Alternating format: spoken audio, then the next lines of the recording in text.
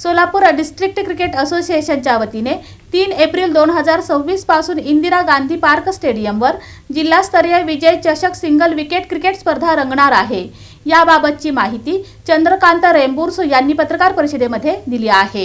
Solapur district cricket असोसिएशनच्या वतीने दिनांक 3 एप्रिल 2026 पासून सोलापुरातील इंदिरा गांधी पार्क स्टेडियमवर जिल्हास्तरीय विजय चषक सिंगल विकेट क्रिकेट स्पर्धेचे आयोजन करण्यात आले आहे, अशी माहिती चंद्रकांत रेंबुर्सू यांनी पत्रकार परिषदेत दिली। असोसिएशनच्या वतीने या वर्षापासून 19 वर्षांवरील सर्व खेळाडूंसाठी सिंगल विकेट स्पर्धा घेण्यात येत आहेत। विजेता खेळाडूस 11,000 रुपये व ट्रॉफी, उपविजेता खेळाडू 7,000 रुपये व ट्रॉफी, बेस्ट विकेट कीपर व बेस्ट फिल्टरसाठी प्रथम क्रमांक 1,000 रुपये, द्वितीय क्रमांक 500 रुपये असे बक्षीस ठेवण्यात आले आहेत। ही स्पर्धा दिनांक 3 एप्रिल 2026 पासून सुरू होत आहे। स्पर्धेसाठी ज्या खेळाडूंना फील्डिंगसाठी यायचे आहे त्यांना मानधन 1,000 रुपये देण्यात येणार आहे। या सामन्यासाठी प्रवेश फी 500 रुपये आहे। प्रवेश फी भरण्याची तारीख दिनांक 18 मार्च ते 1 एप्रिल 2026 पर्यंत आहे।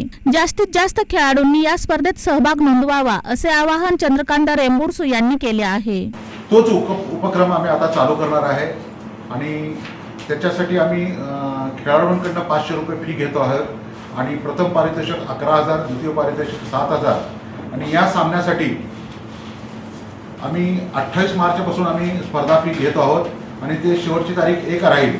आणि या सामन्यामध्ये जे फिल्डिंग करणार आहेत, आता सिंगल विकेट स्पर्धा म्हणजे फिल्डिंग हे वेगळेच मुलं राहणार आहेत, त्यांना आम्ही मानधन म्हणून 1,000 रुपये देणार आहे आणि त्यांच्या भोजनाची आम्ही सोय केलेली आहे, व्यवस्था केलेली आहे। आणि अंपायर सुद्धा हे लीगल अंपायर राहणार आहेत आणि हे बऱ्याच वर्षानंतर सोलापूर होत असल्यामुळे सोलापूरच्या सर्व खेळाडूंना 19 वर्षाच्या वरील खेळाडूंना आम्ही ही संधी देत आहोत।